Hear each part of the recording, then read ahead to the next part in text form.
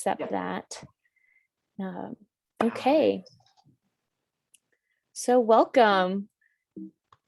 We are here, the Cold Harbor Institute's Applied Sustainability Program is happy to have PJ Bergin here with us. She's going to be talking about local investing with Soil Sangre de Cristo, or that's her organization.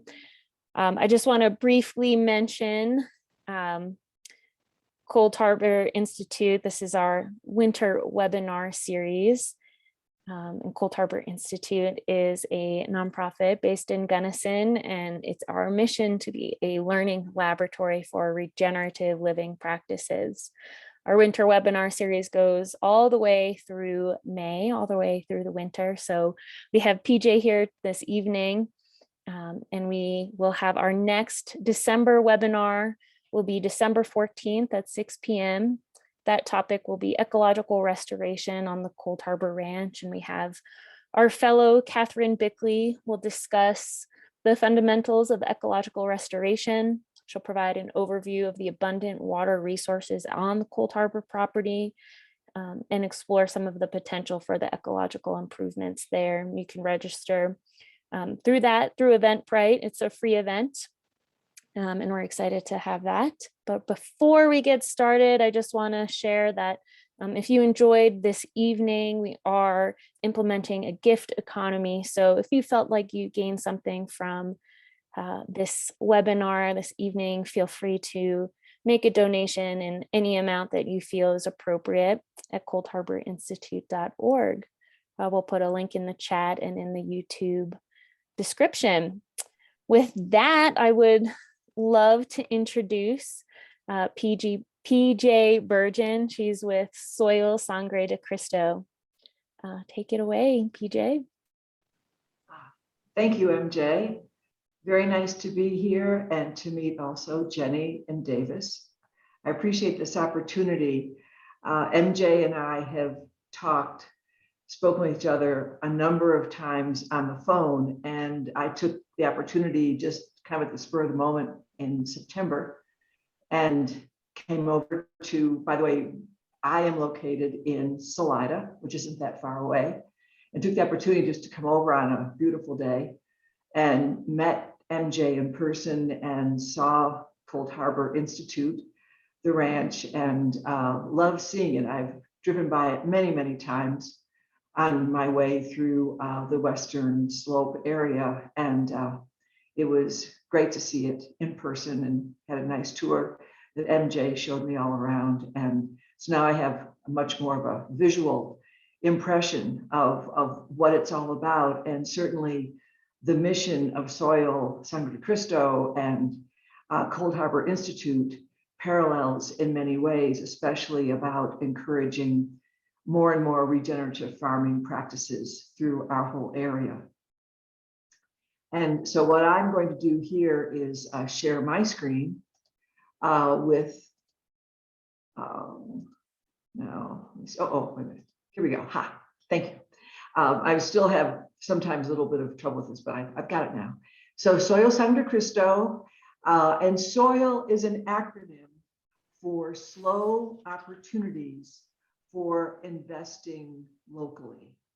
PJ, yes? we're not seeing your screen. I'm not sure if you started. Oh dear. Okay, so what do I need to do? Let me see. Share. Hold on just a minute. Let me try something else. Share screen. How about that? Do you see it now? No. Oh dear. What do I need to do? Gosh, when we practiced this last week, MJ, it worked. Is it because I'm co-host? Does that cause an issue? No. I don't think so. Let me try. Oh, darn. Now, all right, let me try something else here. Oops. How about now? Do you see it now? No. Oh. I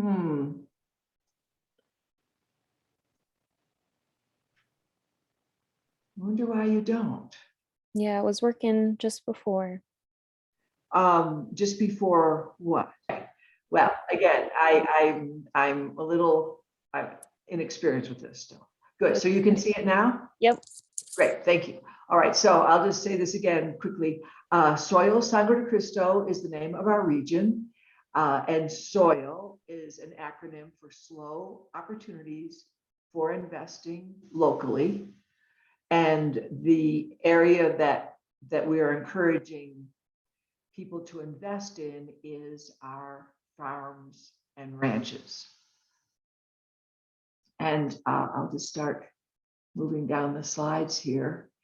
So we'll talk about what is Soil Sangre de Cristo, some of our accomplishments and the loans, and we'll have questions and answers. Please interrupt me anytime, either through the chat or just because it's such a small group, you can just interrupt me. And then what our plans are for the future, and then we can go from there.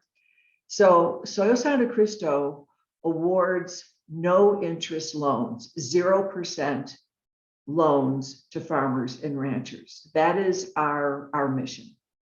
And they're to the local farmers and ranchers, and in our loan application and the way we speak to everyone, we look at farmers and ranchers that are practicing the regenerative farming practices. We also will award these loans to small food enterprises that typically are using the produce and food from these local farmers and ranchers as well. We raise our money from investor members who invest in our organization. Typically, the minimum amount that they invest to become an investor member is $250. Farmers and ranchers can join for $25. They're all tax deductible contributions, and all of the funds go into the loan fund. Myself, all the board members were all volunteers, and so except for just some small administrative costs, every dollar that we raise goes into the loan fund. The benefits of Soil Sangre de Cristo builds resiliency into the food economy. It adds diversity to the variety of food choices the community has. And I think it also just helps our community realize how important this local food chain is. And it certainly proved that when we were going through this last year with COVID and the breakdown of the national food chains and how much we were depending more and more on our local farmers and ranchers for our food. And so I'm going to just close this down. On the website, and I had a local graphic designer come up with this graphic right here that is on our website. It shows how this revolving loan fund works. It's called a peer-to-peer loan fund, where the contributions go into Soil Sangre de Cristo, and then the money goes out in these zero interest loans to the farmers and ranchers.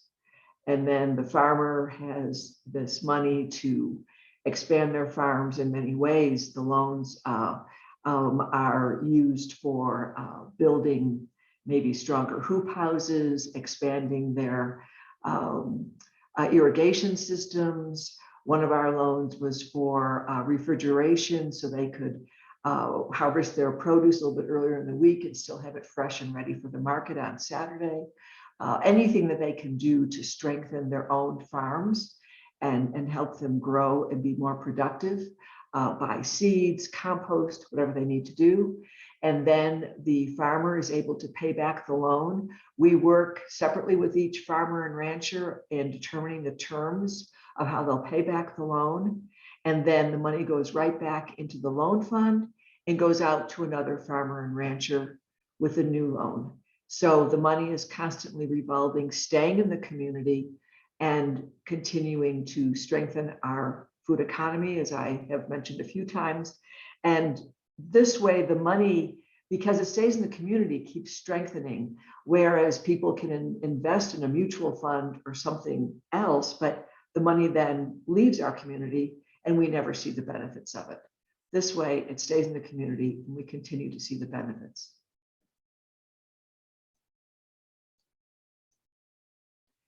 Soil Sangre Cristo serves a number of communities and counties. We define it as South Central Colorado. It includes Chaffee County, the entire San Luis Valley, which is a number of counties, Alamosa. It also includes Howard, which is in the eastern part of Fremont County, Monte Vista, and Del Norte. There's also Conejos County, and I think I wrote it down here. There's one other county a little bit further south. It's pretty much to the southern border of Colorado, just this area straight through South Central Colorado that we have included in our region. It's not that I took a Sharpie and made it exclusively just this area, but that's what we're concentrating now and building our membership and including the farmers in loans. For this point, I've had a number of people, farmers especially, ask if they can come in from, let's say, West Cliff or other areas. And we're debating, but I don't want to spread it too thin, but concentrate it and strengthen our area now. And that's where the name Sangre de Cristo came from, because here in Salida, we see the beginning of the Sangres, the mountain region, and that goes all along the eastern edge of the San Luis Valley down through Colorado. And so that's why we named our region Soil Sangre de Cristo, because of that geographical area with the mountains. And we are one of 4 regions in Colorado that do this same type of model, with having investor members contribute to the loan fund and then awarding the no interest loans. The first region is in the Aspen-Carbondale area. There's another one in Durango, one in Boulder, and now the one here in Salida, at least headquartered here in Salida, with Soil Sangre de Cristo. And this is a general map of kind of the region of Soil Sangre de Cristo, the counties that we serve. And this is pretty much what I just spoke of. Over $1 million has been raised in Colorado since the first region started in Aspen. And there are over 300 members in Colorado. Here in Soil Sangre de Cristo, we have about 65 members. And it is part of what is called the slow money movement, where the idea in soil itself, slow opportunities to invest locally. It's where people, if they are all incrementally investing some money into this, and it keeps going into this revolving loan fund, over time, we'll keep building this and having more and more money to support these farmers and ranchers. So many people right now have this mentality about quickly building their own retirement fund, quickly seeing this happen, quickly, fast, where it's more about slowly building something that we can look back even 5 years from now, 10 years from now, and see where and what we've been able to build. Woody Tosh is the founder of this model for soil. He's the one that started the one in Aspen. He has been living in Boulder. He just recently moved to be closer to his family on the East Coast. But his whole idea is, let me see, he uses the model for people who put their land in trust. I don't remember the name of it, but it started, I think, maybe 50 years ago, where a lot of people thought it was such a crazy idea that ranchers would put their land in a trust that it couldn't be developed. And now it's just turned into something so huge, and so much land has been saved because of something that started fairly small.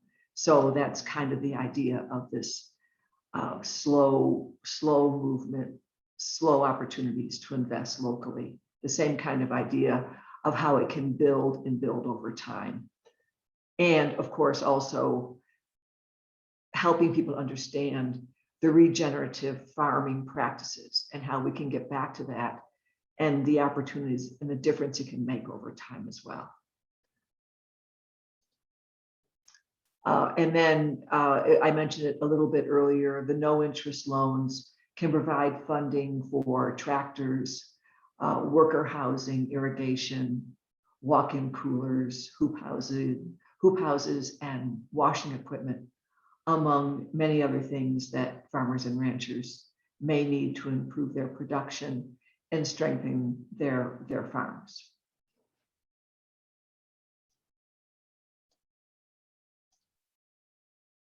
And becoming an investor member,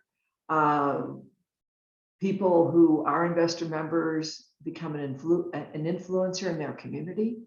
They support local investing, where, as spoken about already, that money stays in the community and keeps growing over and over, and encourages resilience in our food system. And as I've said a few times, but it's so true, dollars that are invested in the community stay in the community. So that is the story of soil. It's kind of simple, but on the other hand, it's hugely beneficial and has contributed a lot. Over the, it's now over 1.5 years, Soil Sangre Cristo started in late March of 2020. It was never intended to be completely virtual, but that's what happened, because just as I was about ready to announce Soil Sangre Cristo to the community and start asking and talking to people about becoming investors, is of course when the entire world shut down. So I learned about Zoom very quickly, and we've taken off from there. And as I mentioned, we have now 65 members. We've loaned $20,000 to 3 farmers and ranchers, and we just put the next loan application on the website and are about to start our 3rd round of loans. And it's the investor members who vote on the loans, and they will be awarded the first Sunday of March. We'll have our annual meeting, and it's the members who vote on the loans and make the decisions as to who will be awarded the loans in this next round. So that is the story of soil and what we've been able to do in this very short time of our existence, but it also speaks of how important the community feels this is in our local food chain, and keeping our farmers and ranchers working here and supporting them. So I'm happy to discuss this with you and take any questions you might have. Yeah, that's amazing. Thank you. We have a question, and you covered it, but maybe you can explain it a little bit more. Sure. Where Soil gets its funding from? Well, it's from these investor members. They become the members of Soil with their contributions. And then the one bonus that we have, soon after Soil started, I was lucky enough to be approached by what had then been the New Belgium Family Foundation, New Belgium being the beer company up in Fort Collins. They've always been supportive of different events and functions here in Salida, but the head of the Family Foundation heard about Soil through a few different people and offered Soil Sangre Cristo a grant for 3 years, where every contribution is matched 50%. So, as I mentioned before, to become an investor member of Soil Sangre Cristo, we ask the investor, well, I should say, in order to become a voter investor member, we ask for a contribution of $250.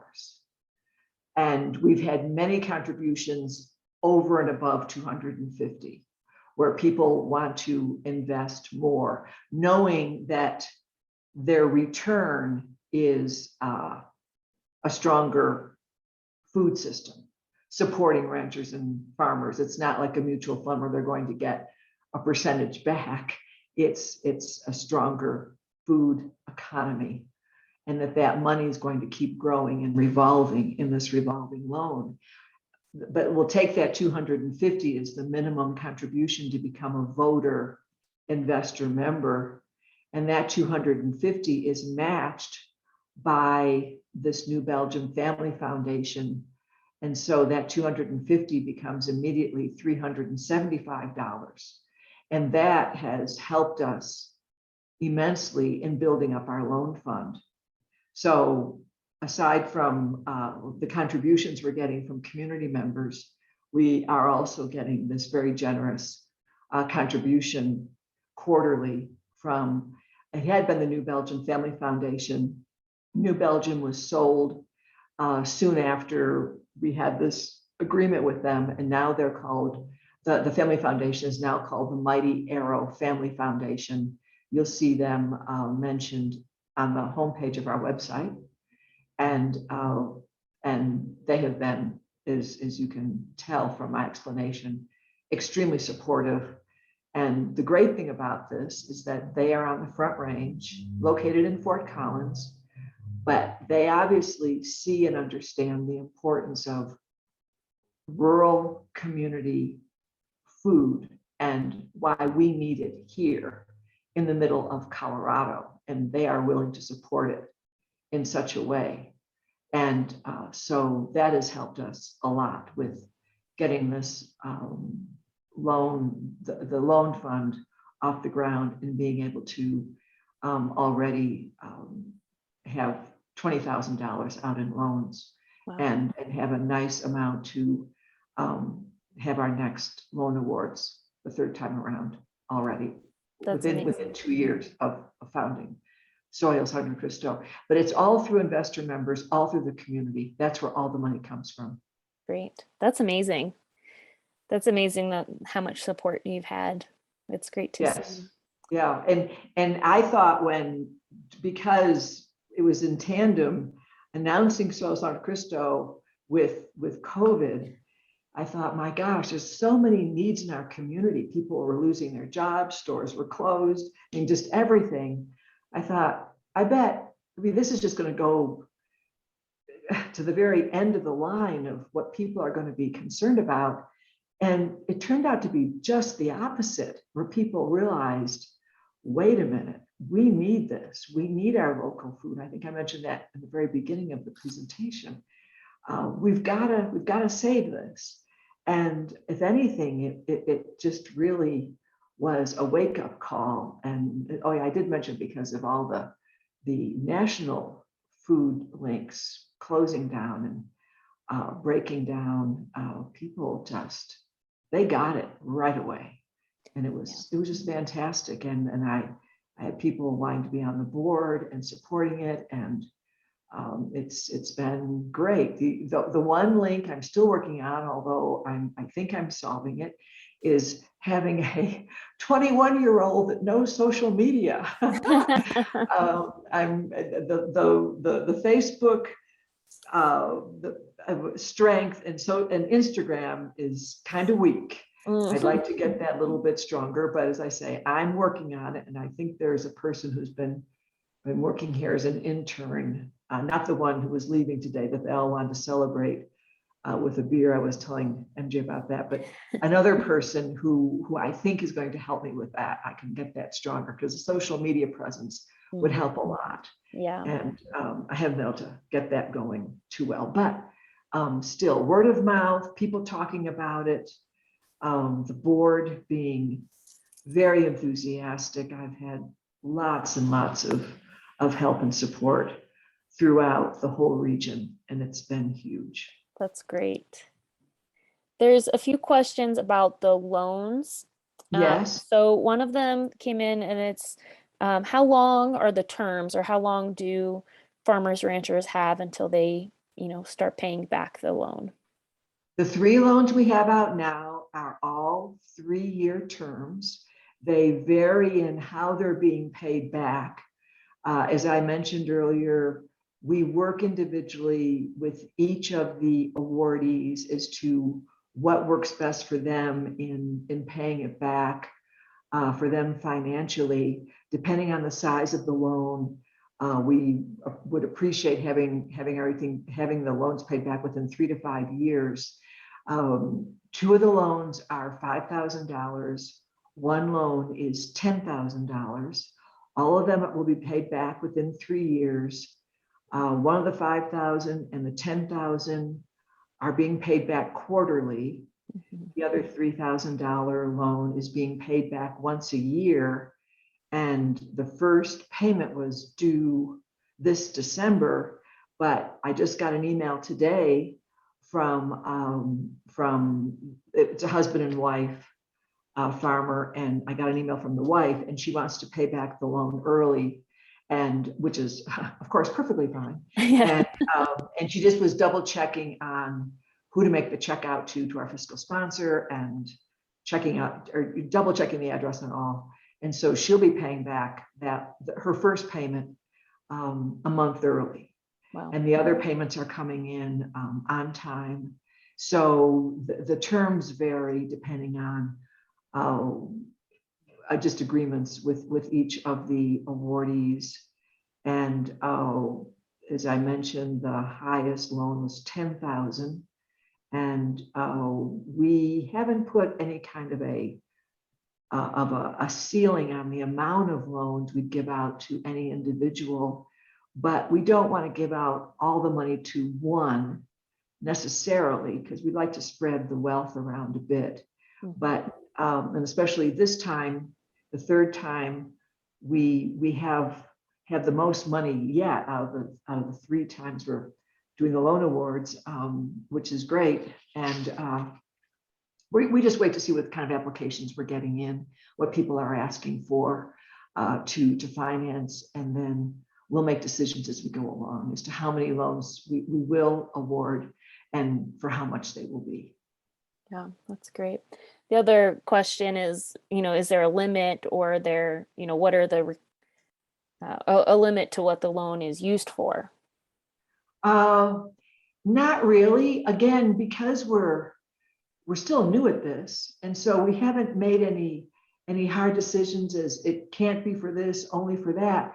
Although the last round where we gave the awards in March of 2021, someone asked for money to pay back a loan that she had put on land, that she had taken out a loan to purchase some land, and she wanted to have money. And I don't remember I don't even think it was to pay back the entire loan, but to put money on the loan. And that we declined because it just didn't seem to be useful.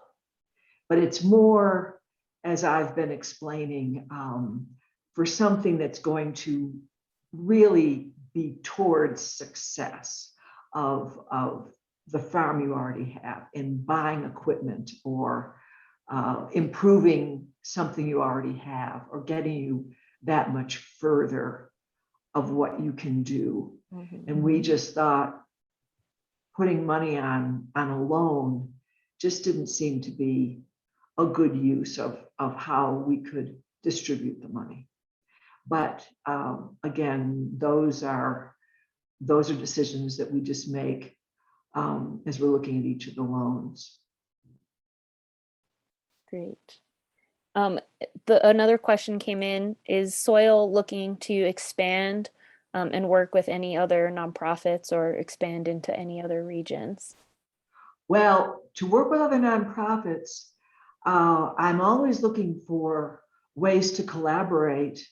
There is the Colorado Central Conservancy here, also based in Salida, that people in that organization and myself have been talking, because their mission is to, and I'm not completely familiar with all of what they do, but certainly helping ranchers put their land into a trust, or helping save ranching land. I've talked with them a lot about how we can work together in helping our communities, and they work with many different counties around the whole part of southwestern Colorado, how we can help people become more and more aware of what we're both doing in different events that we each have. There's also an organization called Guidestone here in Salida that has a program called Land Link, where they do many things. Guidestone does many things, but this Land Link program, they work with matching farmers and ranchers who want to retire or for some reason can't work their land anymore, and they're looking for someone who will take it over for them because they don't have a family member, they don't have anyone else to take over their farm or ranch, and they're looking for someone to come in and take over for them. And Soil Sangre Cristo can play a nice part in that, because we might be able to give that new person coming in a no interest loan to help them buy a tractor, or help them in many ways get started on this land that they are now taking over for this farmer or rancher who may be retiring, or, as I say, can't work the land anymore. So I've been working very closely with Guidestone in many ways. I'm also part of the Food Coalition, the Chaffee County Local Food Coalition. So I have been collaborating quite a bit. And then also down in Alamosa, they have a very, very strong San Luis Valley Food Coalition that is quite supportive of Soil Sangre Cristo. So I'm looking all the time for ways. Oh, and then of course, MJ, you and I, and how much we've been communicating and how we want to share information and see what we can do to get more and more people interested in regenerative farming and how they can learn these practices. Yeah, that's a great list of amazing partnerships. Well, I really like working with other people. And of course, for me, it's a learning experience all the time. And I like it a lot. And I would imagine with a lot of those partnerships, that's a great way to reach out to local ranchers and farmers who might be interested in applying for these loans. Absolutely. Yes. Yes. Yeah, that's great. Do we have any more questions coming in? I wonder if you, and maybe this isn't necessarily about soil, but what do you think the scalability? I mean, you said this was done in Aspen, and there's a few other, I think you said Durango. I'm wondering, how scalable a program of a revolving loan fund is. Or When is you it say scalable, do you mean in other communities, or how large it can get? What do you mean by scalable? maybe both, right? So, Uh-huh. larger communities might mean more funders, more investor members, but also, replicating it in other rural areas. I'm just interested to see your thoughts on that. Well, the first part is that because this money stays in the loan fund, in other words, the farmer I mentioned who is paying her first payment back a month early, that money, along actually with the quarterly payments that have been coming in regularly, that's all going back in the loan fund. So right away, that's a nice boost. Now, of course, it's not getting that 50% match because it already got it when the contribution first came in from the investor member.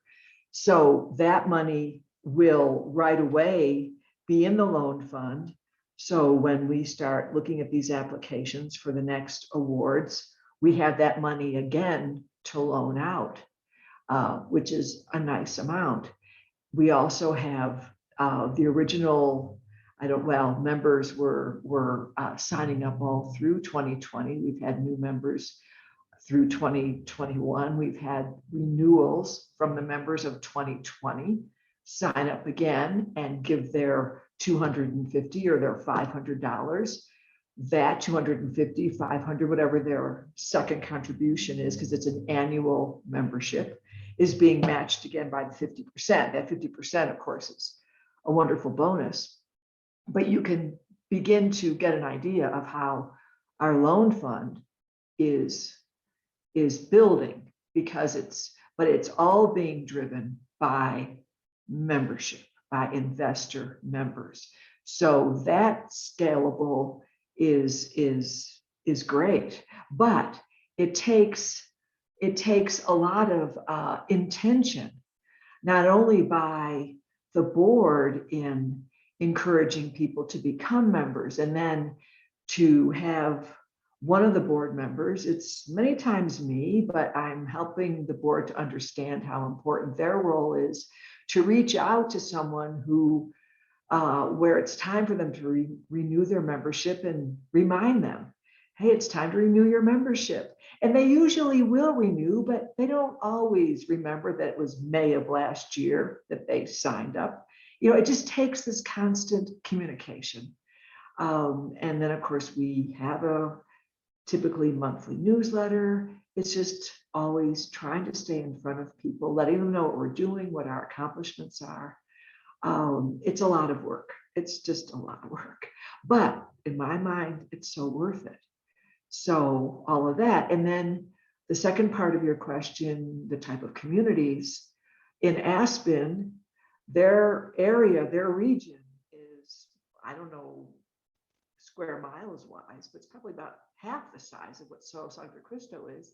But they have not only a whole lot more people who live in that region, but a lot more wealth. Oh my gosh. And what they've done in the whatever, how many years, 10, 12, 14 years they've existed, they have accomplished so much with their organization. It is amazing what they've done. And they have hired, they have a hired staff. They just have. It's just fantastic. But here, as a just a difference, I felt, and talking with this Woody Tosh, the designer of the soil model, we had to have a much larger region because of extending how many people, population-wise, that we needed to make this happen, and also because of the type of financing and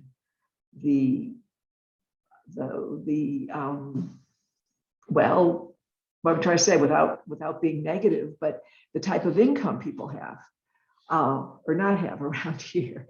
It's just a whole different type of scale that we have here. So every region will be different, but on the other hand, I think it can work anywhere if people see the benefits.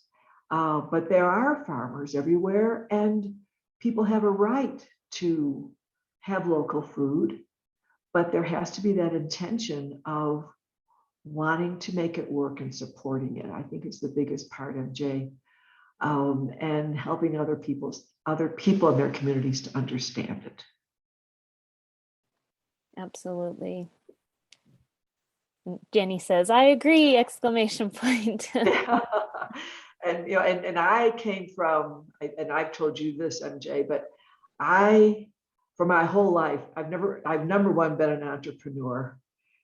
And that entrepreneurship for me has been in the art world, art design world. And I've made my living that way and have been very successful at it. And I stepped away from a full-time artist into the nonprofit and starting the Soil Sangre Cristo, and I had no idea what I was getting into, none. It was just an idea I had. It was something I just felt compelled to do because I could see it disappearing here in our area. And I just thought, my gosh, if something isn't done, we're going to lose it. And when Natural Grocers moved in, a half a block from me, I live with my husband right downtown in Salida. and Natural Grocers moved in half a block away from where we live. That was to me absolute, my gosh, we've got to do something for sure. And just supporting these farmers in the summertime at the farmers market isn't enough. It has to be a full-time, year-round support system that we have to build. And that's what happened, but I never expected it to be, well, as full-time a job as and I'll say was being an artist, because I haven't been in my studio now for over a year. I spent all my time building this, but that's what it takes. But I see now with the strength of the board that I'm developing, I will get back into the studio sooner than later. But it just takes that kind of work to make it happen, and people have to understand it, but it's worth it. That's amazing. I mean, PJ, you saw a need in your community and applied this amazing model. And I mean, that's the definition of applied sustainability, right? We're so thankful that you're here to talk about this with us, because I mean, you and Soil Sangre de Cristo embodies everything we try to promote and bolster at Cold Harbor. So thank you for all of your work. I mean, it's amazing what you're doing for your community. Well, but it's not just me, MJ. I mean, we have 65 plus members who have put money in, and then this Mighty Arrow Family Foundation, they saw what we're putting together down here and stepped up and said, we'll match it 50%, every single contribution. So I've had plenty of people holding this up and supporting it. And I just happen to be the one that got it started. I mean, maybe I could say through that rock, through that little stone in the middle of the pond, and now all those little waves and things are going out. And that's how you and I have, I think, connected so well, because we just see what we can do if somebody in the community just begins this type of thing, and people will begin to come around because they see how important it is. And I've just appreciated this time with you, and if there's any other questions, I'm happy to to answer them. I think what I'll do is go down to this last slide, and this is all of the contact information.